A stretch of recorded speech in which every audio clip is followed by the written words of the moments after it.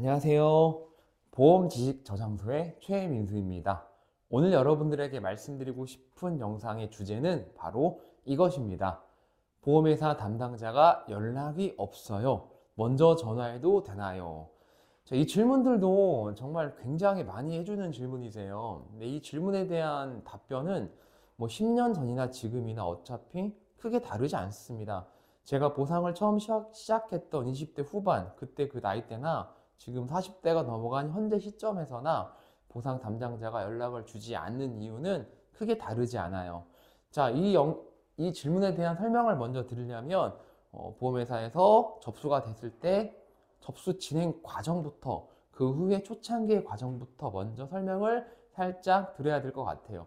자, 여러분들이 교통사고를 일으켰다고 칩시다. 자, 교통사고가 났어요. 그래서 이제 가입자겠죠? 가입자. 가해자라고 그냥 할게요.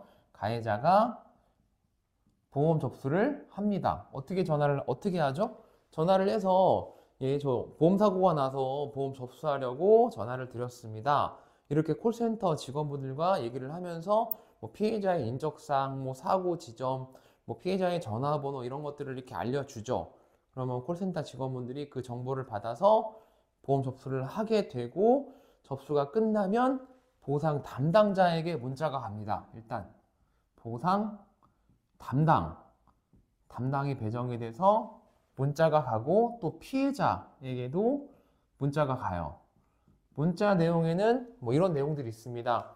보험 접수가 뭐 되셨습니다. 접수 번호는 땡땡땡땡땡 뭐 이렇게 해주고 담당자 연락처도 확인이 되고 어디 보험회사인지 확인을 시켜주고 이런 문자가 이 우리 가해자인 우리 고객이 교통사고를 일으켜서 보험 접수를 하게 되면 보상 담당과 피해자 모두에게 문자가 가도록 되어 있죠. 그렇기 때문에 처음에 교통사고로 보험 접수를 하시면 담당자는 피해자한테 반드시 전화를 할 수밖에 없어요. 왜 그러냐? 이게 담당자 일이잖아요. 자기한테 배당 문자가 딱 들어왔어요. 배당이 됐네? 피해자가 이렇고 교통사고가 이렇게 났고 뭐 이렇게 파악은 할 수 있지만 대부분 사고 접수가 되면 처음에 이 내용이 조금 엉망이에요. 왜 그러냐면 우리 고객이 진술을 조금 잘못하시는 것도 있고 받아 적는 콜센터 또 직원분들이 그렇게까지 세세하게 물어보진 않거든요. 그래서 보상 담당자는 피해자에게 사실 내용을 확인하기 위해서 전화를 겁니다. 이때가 굉장히 중요한데 이때는 보통 이렇게 전화를 해요. 예, 선생님 사고 나셨다고 해서 접수가 돼서 연락을 드렸거든요. 뭐 몸은 좀 어떠시냐? 병원에 다녀오셨느냐? 아직 안 가셨으면 앞으로 어떻게 하실 계획이시냐? 뭐 사는 지역은 어디시냐? 어디가 불편하시느냐? 이런 걸 좀 물어보고 이때 피해자가 조금이라도 합의를 해야 할 것 같은 합의를 하고 싶은 그런 뉘앙스가 있으면 담당자가 얘기를 해요. 혹시 사고가 크지 않고 몸이 크게 불편한 거 아니시면 합의를 할 의향이 있으시냐? 라고 물어보는 담당자도 있어요. 첫 통화에. 그때 담당자들이 제시하는 합의금은 보통 소액의 합의금이죠. 50만 원, 뭐 60만 원, 70만 원 이런 식으로 얘기를 많이 해요. 그러면 그때 피해자는 두 가지로 보통 나뉩니다. 첫 번째는 잘 몰라서 합의를 안 하시는 경우가 있어요. 아직 잘 모르겠어요. 좀 지켜봐야 될 것 같아요. 이렇게 신중하게 생각하시는 분들도 있고요. 두 번째는 그 금액이 말이 돼? 절대 합의 안 해. 일단 치료부터 받겠다. 이런 분들이 계시는데 첫 번째 피해자분들 같은 경우는 나중에 두 번, 세 번 전화를 하면 합의가 좀 되는 편인데 두 번째 피해자분들 같은 경우는 합의가 진짜 안 돼요. 자, 아무튼 그렇게 최초의 통화 때 합의가 안 됐습니다. 그러면 담당자는 뭐 그 사람만 하루 종일 붙잡고 있을 수는 없잖아요. 예, 알겠습니다. 그럼 뭐 치료 잘 받으세요. 다시 전화 드리겠습니다. 라고 하고 담당자가 조금 부지런하다. 일을 열심히 하는 편이다. 그러면 이틀이나 3일 정도 있다가 다시 한번 전화를 또 해요. 피해자한테. 선생님, 한 3일 전쯤에 전화를 드렸는데 그때 불편하다고 하셔서 합의가 좀 안 됐는데 병원 다녀오셨느냐? 대부분은 다 병원에 입원해 있거나 아니면 통원 치료를 이미 시작을 했거나 둘 중에 하나겠죠? 그러면 다시 한번 얘기를 해요. 그때 합의가 좀 결렬되셨는데 지금 시점에서는 합의할 의향이 없으시냐? 라고 물어보면 피해자는 자기가 먼저 합의금을 얘기해주면 참 좋은데 얘기를 안 해요. 그냥 여기서 합의사가 있는 피해자분들도 얼마 주실 거냐고 물어봐요. 근데 아직 사고 초창기잖아요. 담당자는 그렇게 높은 합의금을 줄 수는 없어요. 보통 이 시점에서 피해자분들이 담당자가 뭐 200만 원 드리겠습니다. 300만 원 드리겠습니다. 이렇게 얘기가 나오면 대부분 합의를 하시겠죠. 그런데 아직 담당자는 그렇게 할 수가 없어요. 합의라는 건 금액이 높게 나가려면 좀 명분이 있어야 돼요. 피해자가 병원에 입원을 했든 통원을 했든 사고 발생한 지 이틀 내지 3일밖에 안 된 이 시점에서 합의금 200 이상 300만 원 이렇게 준다? 그렇게 산출할 만한 근거도 없고 명분도 없습니다. 하지만 피해자분들은 대부분 그걸 바라시죠. 그래서 이 시점에서 담당자가 두 번째 피해자한테 전화를 걸었을 때도 그렇게 높은 금액을 준다고 말씀드릴 수 없기 때문에 역시나 피해자가 생각했던 합의금과 갭 차이가 많이 나요. 그러면 만약에 입원을 한 피해자 같은 경우는 자기 앞에도 교통사고 환자들이 있었잖아요. 자기 병실에도.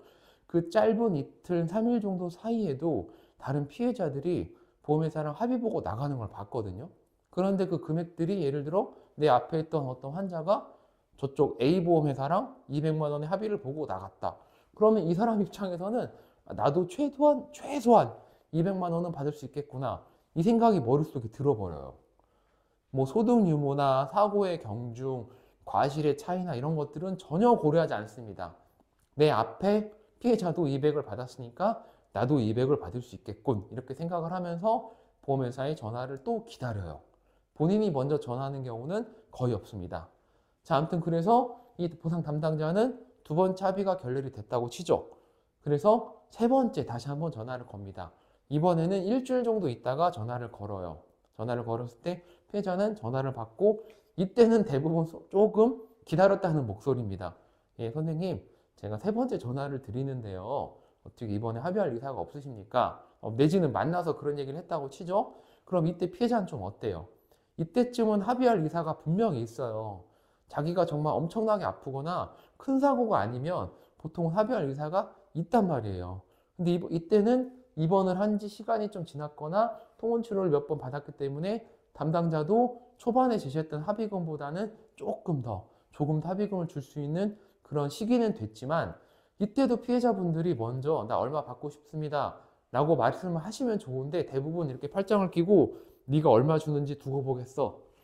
보통 이런 태도를 보이시는 게 대부분이에요. 그러면 담당자는 자신의 약관 기준에 맞춰서 피해자의 성향을 어느 정도 파악을 하면서 사고가 너무 경미하지 않으면 그전보다는 조금 합의금을 높여서 부르긴 하죠. 근데 이때도 피해자가 거절하는 경우가 있습니다. 아니, 많아요.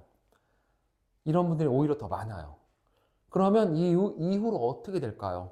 별로 피해자한테 전화를 안 하게 됩니다. 왜냐하면 합의가 앞으로 안 될 것 같거든요. 그러면 그냥 알겠습니다. 어쩔 수 없죠. 치료 잘 받으세요.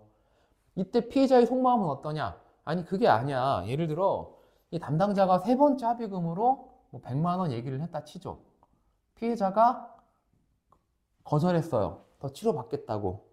그 속내에는 정말 아파서 그런 경우도 있겠지만 네가 여기서 조금만 더 부르면 나는 합의를 할 거야 라는 그런 마음속의 의사가 조금 더 있는데 담당자가 그냥 궁둥이 털고 물러나는 거예요. 그럼 뭐 치료 잘 받으세요. 전 가보겠습니다. 당황하죠. 근데 자기가 여기에서 보통 그게 아니고요. 20만 원만 더 주세요. 이렇게 말씀하시는 피해자도 덜어 있긴 하지만 대부분은 안 그래요. 그리고 이때부터 보통 피해자가 약간 오히려 자기가 지루하게 기다리기 시작합니다. 연락 안 하고. 근데 담당자는 사건 배당이 매일매일 들어오거든요. 오늘도 들어오고 내일도 들어오고 다음날도 들어옵니다. 매일매일 들어오기 때문에 새로운 사건 조사하고 그 사람한테 서랬고 전화를 하고 그러기도 바빠요. 근데 합의를 이렇게 두 번, 세 번 거절한 피해자한테 매일 전화하거나 합의하자고 매달리냐고요? 그럴 시간도 없어요. 몇 번 시도를 했고. 그러면 이때 피해자가 남기는 질문이 바로 그 질문입니다. 담당자가 연락이 없는데 어떻게 해야 되나요? 약간 이렇게 전세가 바뀐 거죠. 이때쯤 되면 보통 처음부터 크게 아프지도 않았을 뿐더러 크게 아팠다 하더라도 시간이 좀 경과가 됐기 때문에 통증이 많이 감소가 됐거나 거의 없어졌는데 주변에서 얘기를 들어보니까 여기서 치료를 멈추면 안 된다. 계속 병원에 다녀야 된다. 뭐 이런 얘기도 자꾸 들리고 본인 생각에도 병원을 안 다니면 담당자가 연락이 안 올 것 같고 뭐 이런 생각들인 거예요. 근데 먼저 연락하기는 참 싫어요. 나는 서비스를 받는 입장이니까. 그리고 담당자랑 얘기하는 게 쉽지도 않고 그저 담당이 먼저 전화 와서 나한테 조금 더 많은 합의금을 제시했으면 참 좋겠는데 연락은 오진 않고 이럴 때 해결책은 하나밖에 없어요, 여러분. 그냥 전화를 먼저 하세요. 전화를 하셔서 담당자한테 지난번에 합의금 그렇게 100만 원 말씀하셨는데 나는 솔직히 말해서 거기에서 뭐 20만 원만 더 주면 30만 원만 더 주면 협의할 의사가 있다 라고 말씀을 하시면 돼요. 담당자 입장에서는요 그게 오히려 반가운 전화가 될 수가 있어요.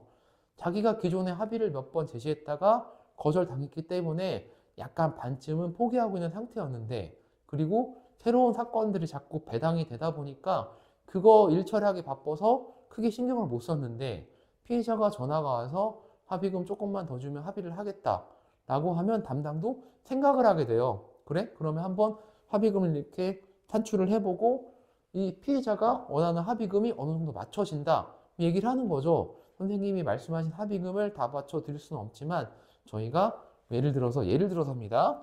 110만 원 정도는 어떻게 해볼 수 있을 것 같습니다. 뭐 이런 식으로 조금 의견 교환을 할 수가 있는 거예요. 그래서 담당자한테 전화가 오지 않는다 싶으시면 먼저 전화를 하셔서 본인의 의사를 말씀을 하시는 게 가장 좋습니다. 담당자는 그걸 빌미로 너 잘 걸렸어. 그때 합의 안 한다고 하더니 왜 이제 안달이 났나 보지? 이렇게 생각하진 않아요. 담당자는 합의를 빨리빨리 하는 게 본인이 가장 편합니다. 피해자가 합의를 보자고 먼저 전화가 왔는데 그 기회를 놓치면 안 되잖아요. 담당은 미결이 없는 게 제일 좋거든요. 물론 이때 전화하셔서 그때 100만 원 준다고 하셨는데 500만 원 줬으면 좋겠습니다. 이러면 담당자가 뭐라고 할까요? 성의 문제가 아니고 담당자의 성향 문제도 아니고 줄 수가 없는 거죠. 담당자가 합의금 산출을 할 때는 어느 정도 여력을 남기고 얘기를 하긴 합니다. 그런데 500을 줄 수 있는 피해자한테 100만 원 부르고 그러진 않아요. 제가 보상 담당을 오래 했기 때문에 이 사실은 잘 알고 있습니다. 만약에 어떤 피해자한테 합의금 산출이 100만 원 정도는 가능할 것 같다. 그러면 처음부터 100만 원을 말하진 않지만 그렇다고 그 사람한테 30만 원 말하고 그러진 않아요.